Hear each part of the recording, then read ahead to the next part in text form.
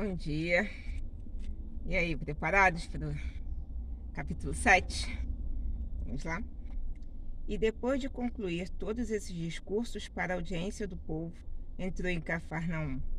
E o servo de certo centurião, o qual era muito estimado por ele, estava doente e à morte. E quando ouviu falar de Jesus, enviou-lhes uns anciões dos judeus, rogando-lhe que viesse curar o seu servo. E chegando eles juntos de Jesus, rogaram-lhe muito, dizendo: É digno de que lhe concedas isto, porque ama a nossa nação e ele mesmo nos edificou a sinagoga. E foi Jesus com eles. Mas quando já estava perto da casa, enviou-lhe o centurião uns amigos, dizendo-lhe: Senhor, não te incomodes, porque não sou digno que entreis debaixo do meu telhado. E por isso nem ainda me julguei digno de ir ter contigo. Diz-me, porém, uma palavra e o meu criado salvará. Ó, a pé, né? Por isso que na Igreja Católica diz, né, não sou digno de que entreis em minha morada, mas dizei uma só palavra, né? Alguém lembra disso? Que também eu sou homem sujeito à autoridade e tenho soldados sob meu poder. E digo a este, vai, e ele vai. E a outro, vem, e ele vem. E ao meu servo, faze isto, e ele o faz. E ouvindo isso, Jesus maravilhou-se dele. E voltando-se, disse à multidão que o seguia: Digo-vos que nem ainda em Israel tenho achado tanta fé.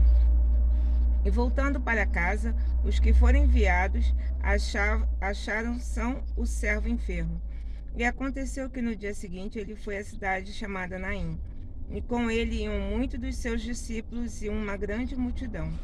E quando chegou perto da porta da cidade, eis que levavam um defunto, filho único de sua mãe, que era viúva. E com ela ia uma grande multidão da cidade. E vendo-a, o Senhor moveu-se de íntima compaixão por ela e disse-lhe: Não chores. E chegando-se, tocou a esquife, e os que levavam pararam. E disse: Jovem, a ti te digo, levanta-te. E o que fora defunto assentou-se e começou a falar. Imagina isso no enterro, hein? Tá lá velando o seu ente querido e do nada levante. Ah, né? Um milagre a gente sempre espera. Pelo menos eu confesso que quando eu vou a velório, eu olho muito para o rosto da pessoa que se foi, mesmo sendo matéria, né? Como diz, mas eu ainda fico naquela esperança de, sei lá, de piscar o olho, de mover alguma coisa. Eu confesso que eu sou assim.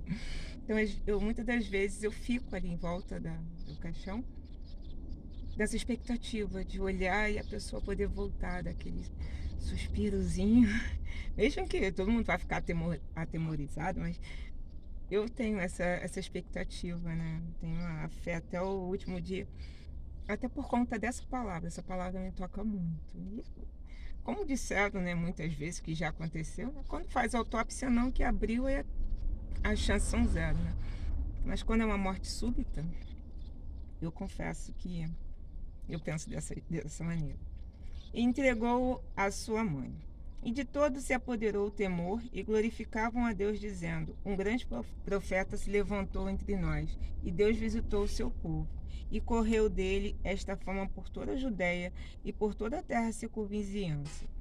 E os discípulos de João anunciaram-lhe todas essas coisas. E João, chamado dois dos seus discípulos, enviou-os a Jesus, dizendo: És tu aquele que havia de vir, ou esperamos outro? Gente, eu fico lendo isso, eu confesso que eu fico me questionando, né? Se até o próprio João, né, tinha dúvida de Jesus fazendo tantas maravilhas, né? Ele fez tantos milagres, ele mostrou ali que era filho de Deus e que ele entendia da palavra. E ainda assim, as pessoas o negaram, ele fazendo tanta coisa boa, sabe? Às vezes, nesse ponto que eu acho um pouco contraditória a palavra, tá? Não vou mentir também, não. Não vou ser hipócrita, não. Mas eu vejo tanta coisa, tanta coisa. Pô, imagina, se Madre Teresa de Calcutá, né, foi levantada aí porque fazia tanto bem, por que Jesus teve que ser... Eu sei que tem toda uma vertente por trás, né? Tem a questão que estava escrito, as pessoas, elas eram rebeldes, é que nem a história de Sodoma e Gomorra.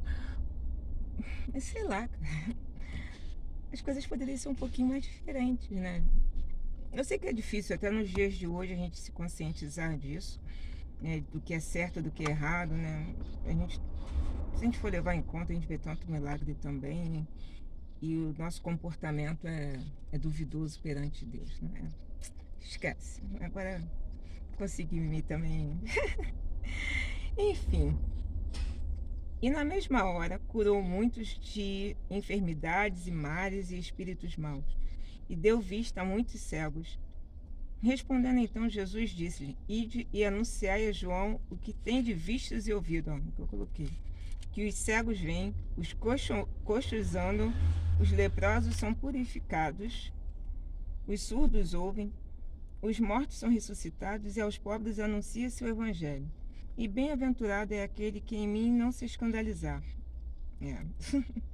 E tendo-se retirado os mensageiros de João, começou a dizer à multidão acerca de João: Que saístes a ver no deserto? Uma cana abalada pelo vento? Mas que saístes a ver? Um homem trajado de vestes delicadas? Eis que os que andam com preciosas vestiduras e em delícias nos passos reais. Mas que saístes a ver? Um profeta? Sim, vos digo, e muito mais do que profeta. Este é aquele de quem está escrito: Eis que envio o meu anjo diante da tua face, o qual preparará diante de ti o teu caminho. E vos digo que, entre os nascidos de mulheres, não há maior profeta do que João o Batista, mas o menor no reino de Deus é maior do que ele. E todo o povo que o ouviu e os publicanos, tendo sido batizados com o batismo de João, justificaram a Deus. Mas os fariseus e os doutores da lei rejeitaram o conselho de Deus contra si mesmo, não tendo sido batizado por ele.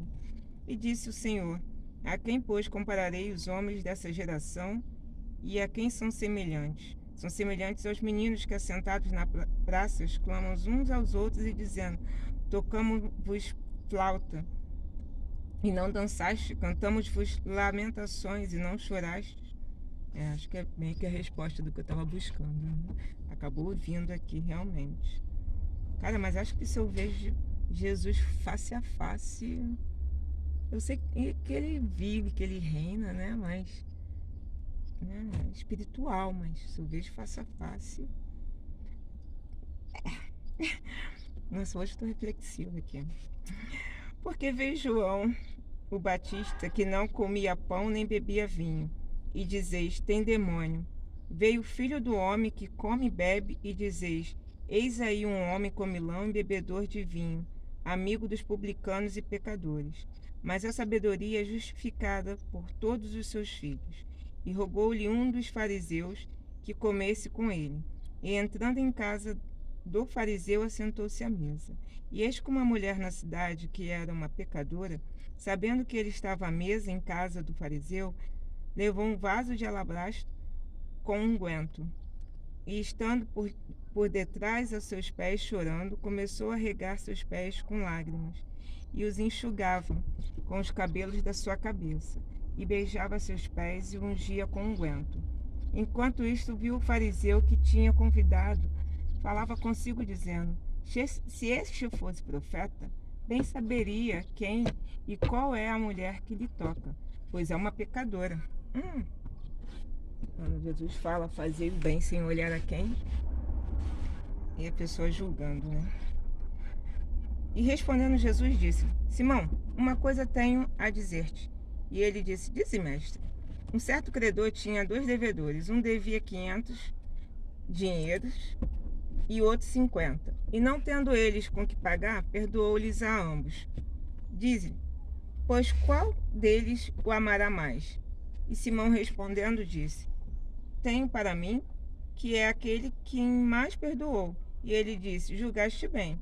E voltando-se para a mulher, disse a Simão: vês tu esta mulher? Gente, eu estou fazendo as perguntas e as respostas estão na Bíblia, olha só. Entrei em tua casa e não me deste água para meus pés, mas esta regou meu pé com lágrimas e os enxugou com os cabelos de sua cabeça. Não me deste ósculo, mas esta, desde que entrou, não tem cessado de me beijar os pés. Não me ungiste a cabeça com óleo, mas esta ungiu meus pés com unguento. Por isso te digo que os meus muitos pecados lhe são perdoados, porque muito amou, mas aquele a quem pouco é perdoado, pouco ama. E disse a ela: os teus pecados te são perdoados. E os que estavam à mesa começaram a dizer entre si: quem é este que até perdoa pecados? E disse a mulher: a tua fé te salvou, vai-te em paz. Não peque mais, né? É difícil, né, a gente seguir fidedigno na palavra, eu já falei sobre isso, mas nossa, hoje eu tomei uma surra de palavra, né? Eu comecei a questionar e as respostas estão diretas aqui. Parece que eu nunca li essa palavra, né? Mas enfim. É isso. Vocês leram ontem o capítulo 6. Tocou o coração de vocês também. Acho que acordei inspirado. Vamos orar? Senhor, meu Deus e meu Pai, mais um dia que estamos, Senhor, na Tua presença. Senhor, estamos meditando diante da Tua palavra, Pai, nos ensine, nos capacite, Senhor, que tenhamos discernimento, Pai, que tenhamos respostas aos nossos questionamentos e que, meu Pai, venhamos agir conforme a Tua vontade, Pai, conforme o Teu querer. Não nos deixe cair em tentação, livra-nos do mal, Senhor. Tenha misericórdia de nós, Pai. Abençoe o nosso dia, Senhor. Tenha misericórdia. Perdoe os nossos pecados e nos ensine a não mais voltar a pecar, Pai. Pois é tão difícil, Senhor, cumprir. O mundo, meu Pai, nos engana de tal maneira e nos deixamos seduzir, Senhor. Mas que sejamos fortes, Pai. Que sejamos firmes para cumprir com a Tua palavra, para receber o Teu pecado, o Teu perdão, Senhor, e não mais pecarmos. Pai, entrego minha vida, Pai, de todos aqueles que estão ouvindo, meu Pai, através desse vídeo, a Tua palavra, Senhor, as nossas vidas, Pai. É o que eu já te agradeço. Amém. Então, mais um dia aí. Vamos com força, foco e fé. E vamos que vamos. Tchau, tchau. Até amanhã.